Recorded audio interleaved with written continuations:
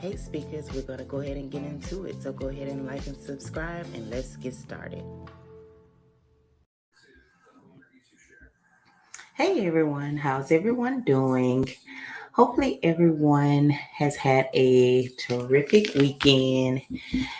Happy Father's Day to all of my single mothers that may be acting as an active father, and happy Father's Day if I have any men here in the chat. Now, of course, as you see in the thumbnail, we'll be doing the recap of our last episode of Love and Marriage Huntsville, kind of giving my opinion as well as the recap and review of it all. And of course, as always, before we get started, please go ahead and like the video. It's free, free, free. It helps me stay active here on these YouTube streets, as well as it does help other content creators. Subscribe to the channel if you have not already. Join the family. Nothing weird, nothing messy, no drama, just a little chit chat and recaps. And of course, hit that notification bell so you'll always be notified whenever I upload another video. So we're gonna go ahead and get it started. Now, of course, this episode they named it Betty Blues. And honey, when I say Betty Blues, Betty Blues. But you know what, y'all? I almost hate that they even give her that much shine to even name an episode after her. But anywho, so, of course, it actually all starts off back where we see them still in their meeting for the Black Expo, aka Comeback Group. And pretty much Kimmy is saying that she feels as though, they're naming it the Black Expo, but pretty much they're just taking the same idea that they already had and slapping another name on it and pretty much using it as their own. Marceau, kind of said, well, it's our idea. Now, if she's telling you that she feel like basically this is just another form of the comeback group, would you say really it's your own? Because it just seems as though you're taking the same idea that originally, y'all had and doing something very, very similar and just naming something different. So again, really, is it your own idea? I don't believe so. When it comes to them, I don't think nothing they do is their idea. I think they kind of piggyback on a lot of things that other people are doing, but carry on. Anyways, he said that when they put something under the comeback group, it always become dysfunctional. And pretty much Kimmy came right back at him and said the biggest dysfunction in the group was you. You was the biggest dysfunction in the whole entire group. And he pretty much says that he would like all six of them to be there. And of course, Mel just, deep dive. I guess she said, okay, enough of this. Do y'all even have a date? Y'all saying all of this, but do y'all even have a date for this? And of course, him with his sarcastic self, um, I'm booked. I guess trying to, shoot a shot at Mel is to say, she act like she always booked and busy, which is the truth. I'm pretty sure you watch her along with your wife and everybody else on the cast. Y'all probably watch her Instagram more than she watch her on Instagram. So Mel said, pretty much that, yeah, Tisha said March 8th is the date. And she said, are you booked or do you have other plans? And pretty much she said, yeah, pretty much that is when I am scheduled to do, an open performance for Eric Bellinger. Now, we all know that she was out on tour with him around that time.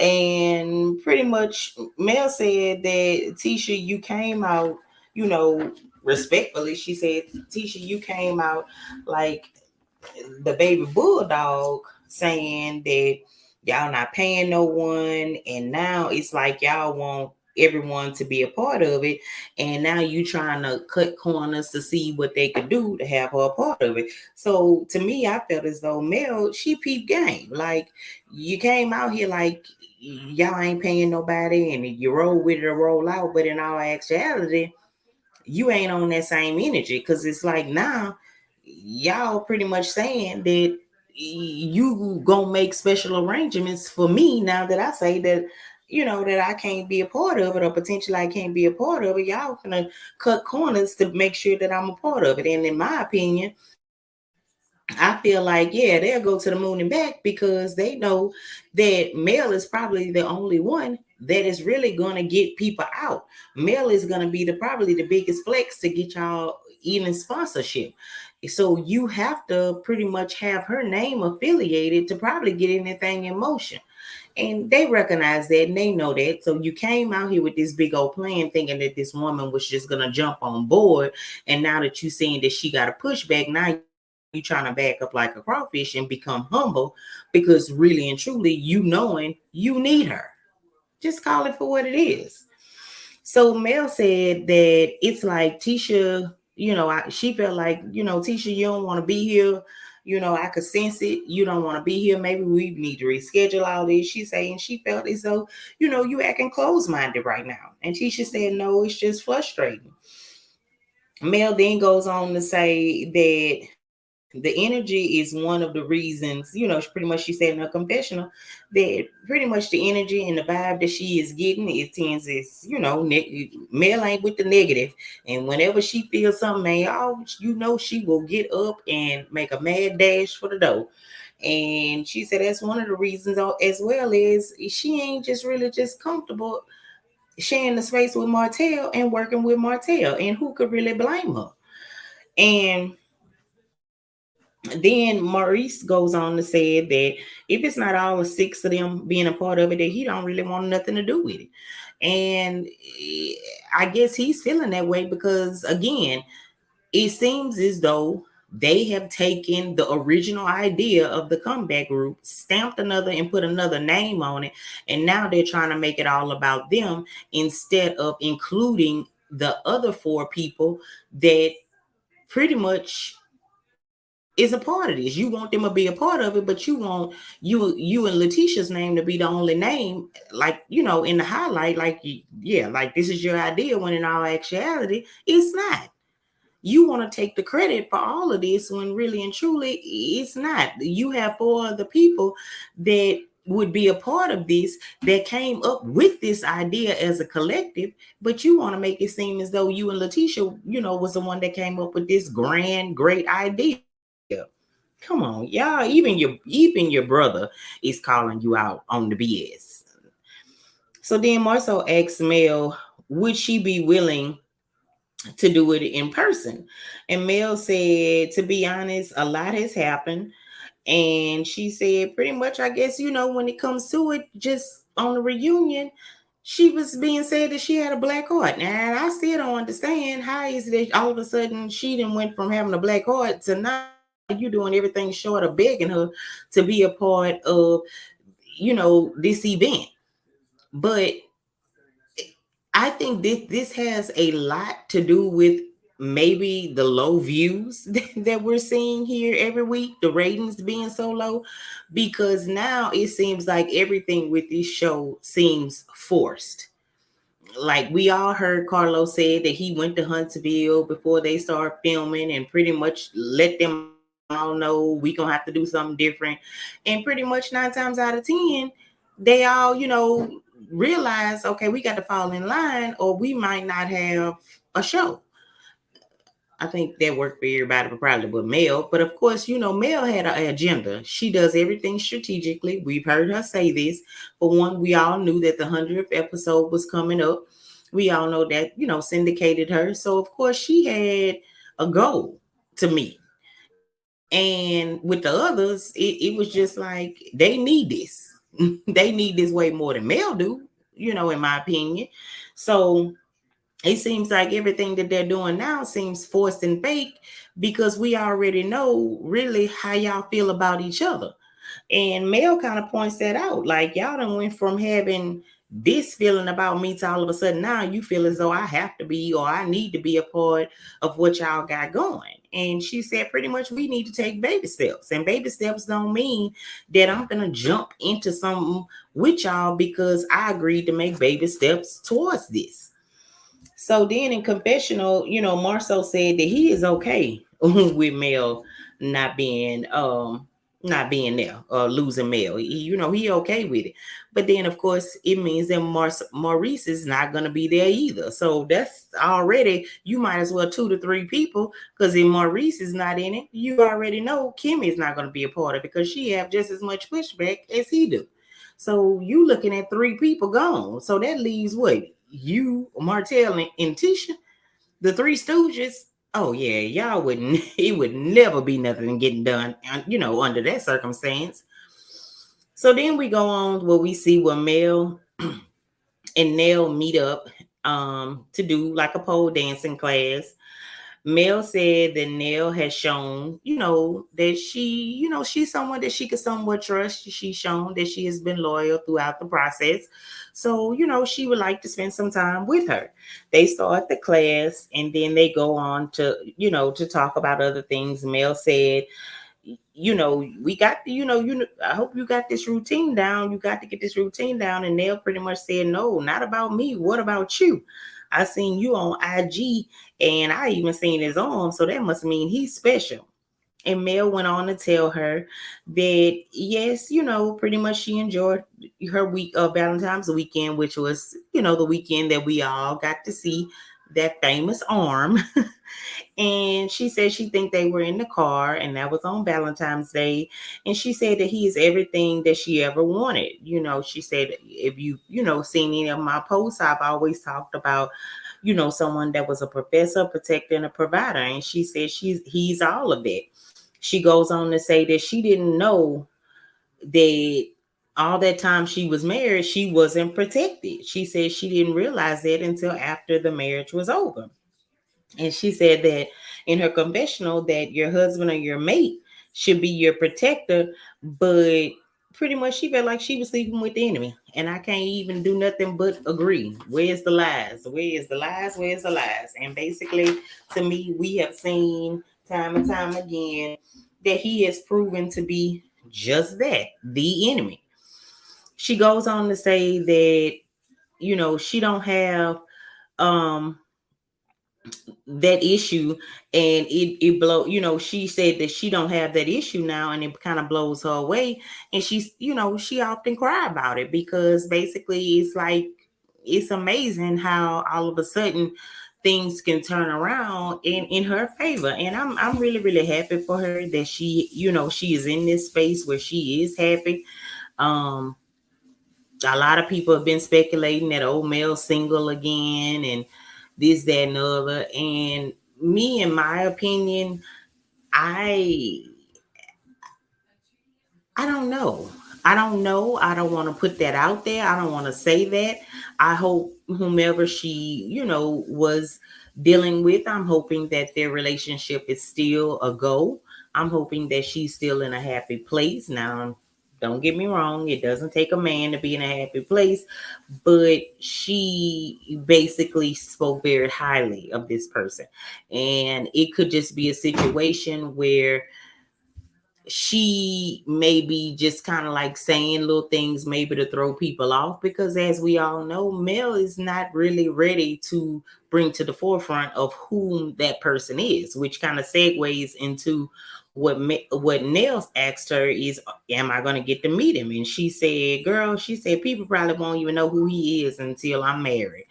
And I can't say that I blame her, because we all know and we have seen and witnessed what she has went through with her ex, as well as social media. Like, people on social media, I mean, they pretty much try to put 2 and 2 together based off of what Martell said about Devin Keith. They went on to say, I even heard something about Hill Harper before. I mean, it just, people have just searched all over the internet to find out who this man is. And how we know that she don't, tend to say things to kind of throw people off, because people kind of go a little far, and we all are here to support her and we all love her. But at times it seems as though things can be a little overwhelming for her as well. So, maybe she's being a little more careful about it, because she don't want nobody trying to pressure her into whom she's dating. And I don't blame her, because yeah, not only will Martell be on his heels, but I also feel like the fans would be all over his heel. Doxing the man probably in his inbox. Oh, he used to fool with this one, and he used to fool with that one. I probably would be 10 years in before I would tell anybody I was even married to the man. Goodness. So then Nell goes on to tell her that whatever it is, you deserve it. Say you deserve to be happy.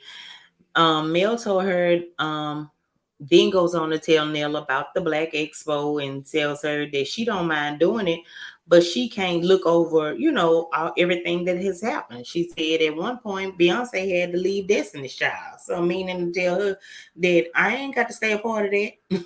Everybody grow apart at a certain point. And when people get to different stages of their life, you do tend to outgrow people as well as things. And that's cool. That's, let it be for what it is. But again, in my opinion, these people are reaching back for Mel because they know that she has the most fan base as well as the most motion, and they need her. Do I genuinely think they miss the friendships and the connections and all of that with Mel? No.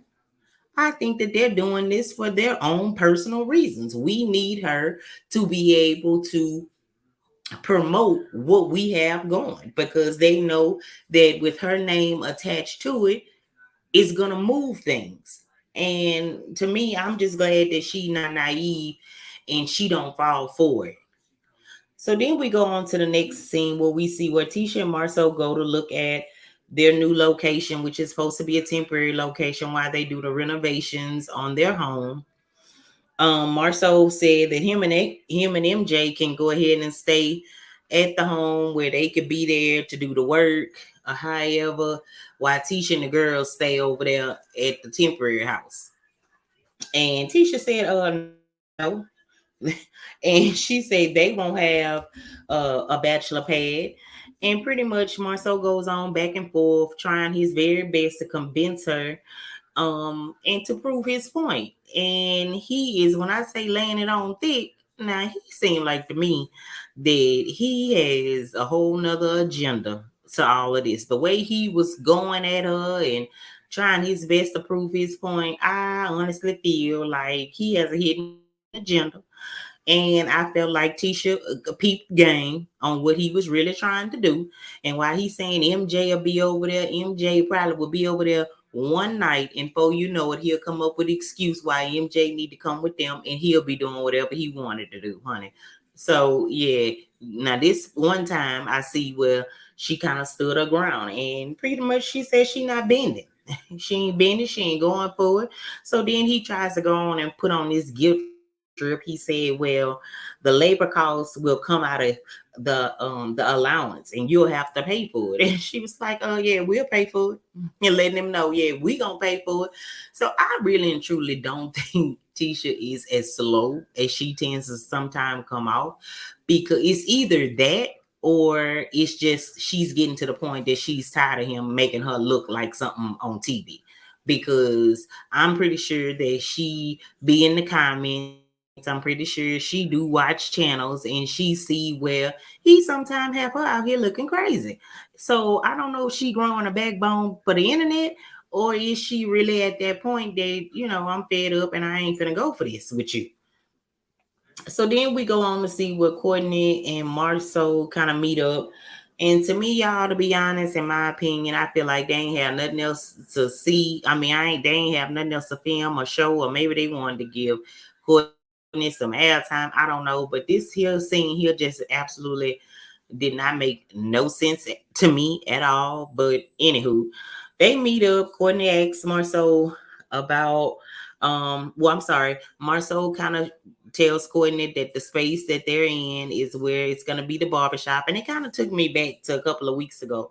I can't really remember his name, but the little barber that they said was the boyfriend of the alleged girl that was supposed to have been having relations with Marceau allegedly.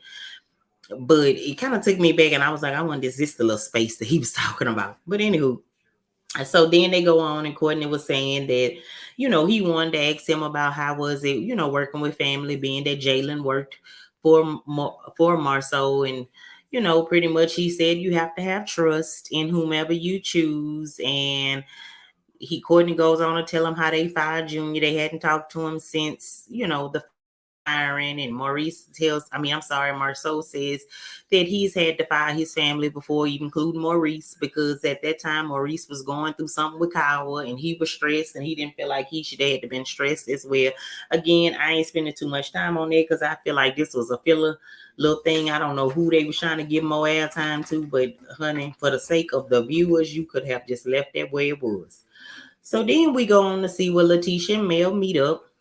Tisha asks Mel about the kids. Mel tells her they're good. This is Martell's week.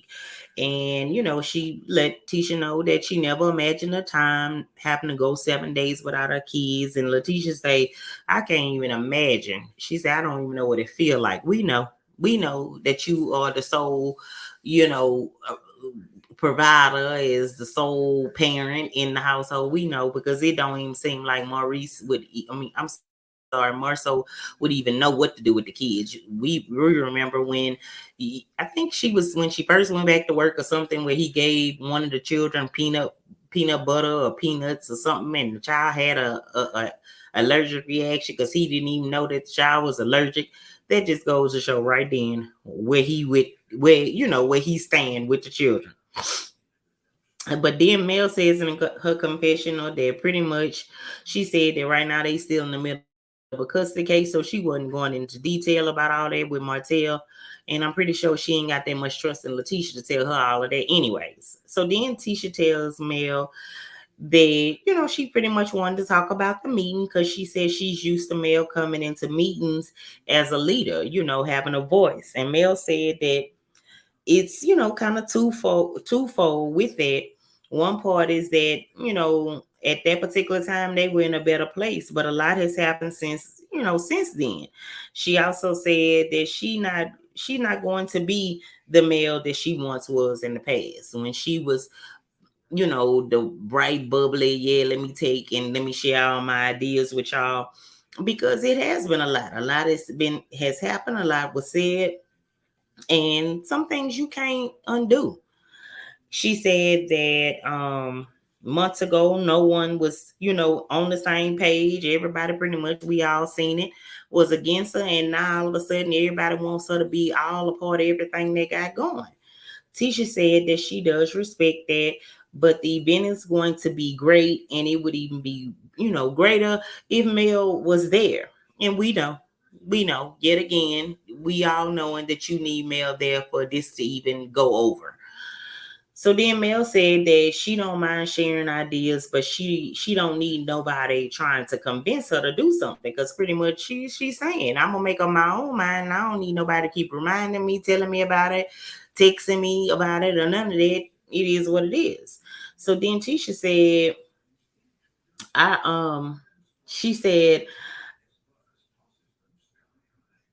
oh, she said, yes. She said, now, you said that you were busy. She said, now, I don't want to see, I don't want nobody sending me no pictures of you booed up on that day. And because she going to be like, okay, now, helpful, you know. And Mel said, no, I really do have a performance. She said, Tisha then goes on to say, well, can you at least come look at the space? And then you can decide what is what. And then it was just complete silence. I guess Mel saying, I'm still not ready to commit to nothing y'all got going on. And she said, did you hear me? And she was like, because I guess Mel saying, look, I just sat up here and told you what it was, and you still with it. So then Mel went on to give Tisha her number, which surprised me, of all people. She gave Tisha her number and said that she would, send a video for Maurice, because they all know that Maurice is pretty much, if Mel don't do it, I ain't doing it. And we know if he ain't doing it, Kimmy ain't doing it. So pretty much I don't know where it would be.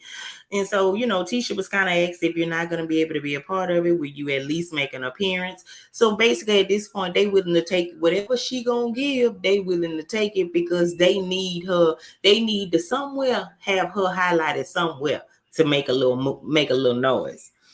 So then and then pretty much Mel gets up to leave, and she say, "You got the bill?" And they kind of laugh. They actually went their separate ways. Then we go on to see Stormy, and she's there lighting up the stage, and she's talking to Betty. They preparing for Junior and his mother to arrive, and pretty much Betty said, "I told you not to hire him in the first place." Y'all, no disrespect, I don't like that woman. I don't like how she look. I don't like nothing about this lady. I mean, like, you scream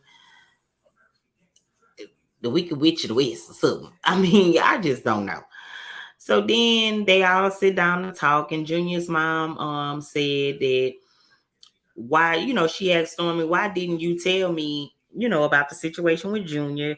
And pretty much it kind of go into Betty was the one that actually told her sister all about Junior being fired. And Betty said with all pretty much she felt as though that what all Stormy has done for Junior, she expected for you to have her back. But then to tell her that but then turn around and just tell her that you just an employee, like you're not a cousin. And this is where the lines get a little blurry here, because he really said the correct thing. When he clock in to work, he's an employee. He's an employee. When he clock out, he the cousin. Now, he the cousin all the time, but at the same time, this is where you kind of separate business and personal things. And maybe that's why if you're not mature enough, or the other person isn't mature enough to be able to separate the two, then maybe you shouldn't mix and mingle with it. So then Junior mom say, well, who is this business for? Is it yours or is it for Betty?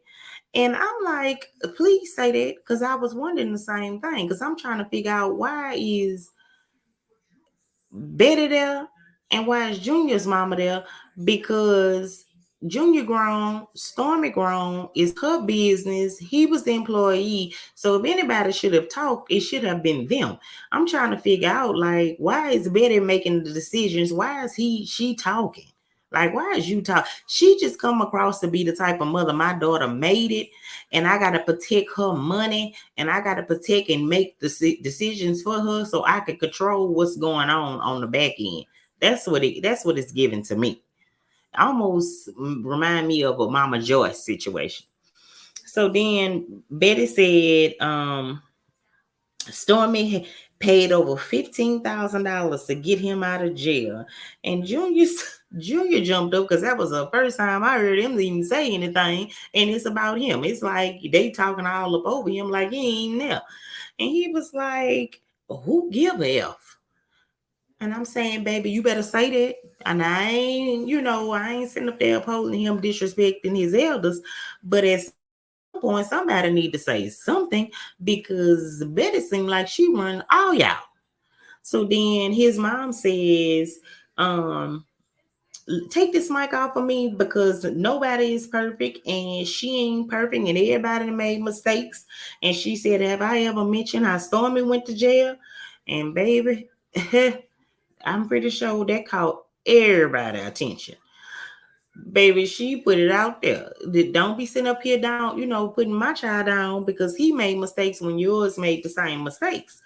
And they got up to kind of prepare to leave, but then we seen where Stormy and her went outside to talk, and Junior pretty much asked Betty, it's like, you just like to always um you always just like to, think it's okay to expose everybody's business and dirty laundry. And so Stormy and her aunt is outside, and they talking, and Stormy gets really emotional and said that she just wants them to talk. And pretty much she told Stormy, Betty think that she can do and say whatever she wants to, and nobody's supposed to say anything to her. She think that she is never wrong.